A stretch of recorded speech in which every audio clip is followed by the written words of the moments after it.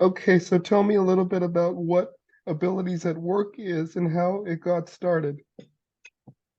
So, Abilities at Work is an employment services provider. So, we work with folks, workers and job seekers who experience intellectual and developmental disabilities and help them find and maintain employment or just work on building some of those employment related skills.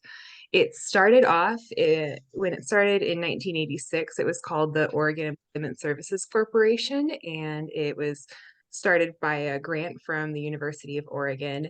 And I'm pretty sure the name change happened because people kept thinking we were the unemployment office. Honestly, Abilities at Work is a way better name anyway because it focuses on abilities and like what people's strengths are and bringing that into the workplace. Hmm. Yeah, so like what kinds of services do you provide at Abilities at Work?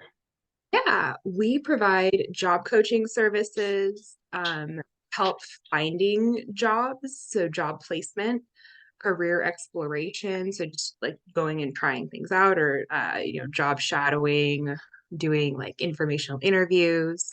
Will help people kind of take a look at show like figuring out what their skills are, like what where maybe areas where they might need some supports. um, we do volunteer groups where people can go weekly and, if that's how they'd rather spend their time or if they want to like work on building skills there. We have a couple of online classes for job skills. And then we also have a small group supported employment over at the Kaiser building. Hmm. Yeah, that's pretty cool.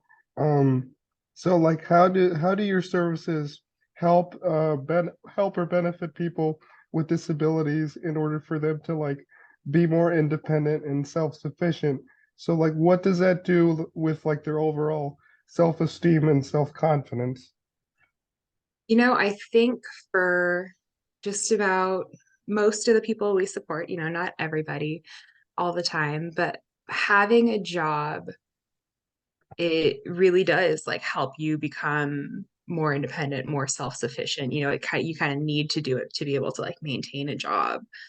So we're always looking at like how can we help a person be as independent and self-sufficient as possible. Um, but yeah, getting to make those choices for yourself um, can really help you feel confident and understand that, like, my life is my own, and a job and or working, volunteering, any of that, that is a huge part of that. Um, I really see a lot of people when they're learning new skills or developing or just finding whatever success is to them, for anybody you meet, that's going to help your confidence go through the roof. Recognize like getting recognition for the amazing work that you do. And just having somebody there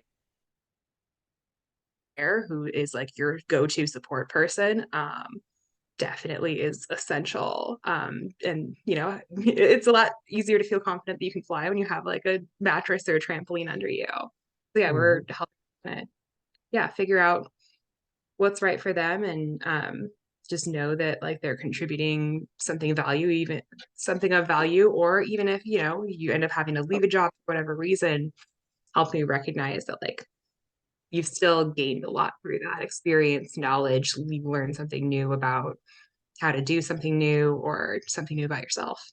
Mhm. Yeah. So like, how are you guys involved with the community? Any stakeholders that you partner with closely in your efforts? Yeah, I'd say, it's very community rooted what we do, because we're working with everybody, who employers, volunteer site, um, just to be that connection point for the workers, the volunteers that we support.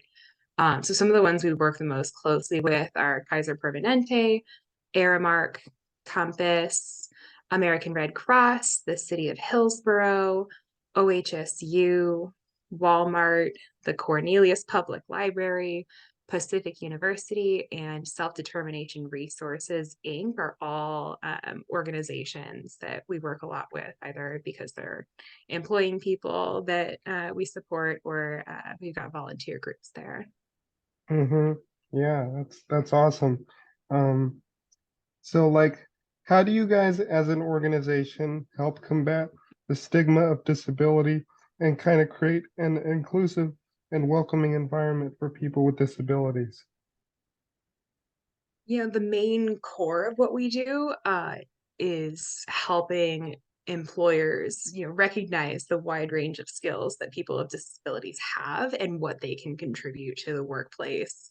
And sometimes that stigma is a hurdle that we have to go over. So, in the practice of supported employment, we really try to focus on like what a person can do. And sometimes, what supports they need comes into it too, and normalizing that that it's okay to need some supports, to need a little bit of adaptation, and that if you have um, adaptability in the workplace, then it really does benefit everybody. There's the principles of like universal design, that just having a supported employee or a person with disabilities like working in the workplace, sometimes that opens those doors to all kinds of different things.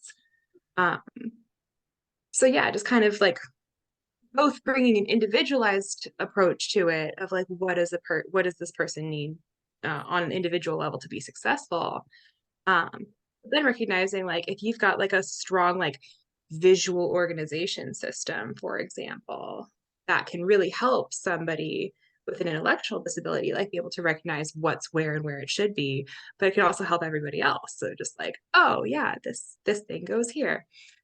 Um, yeah, Mm-hmm. Yeah, educating ourselves too. yeah, Sorry. yeah, that's all those are important. Yeah.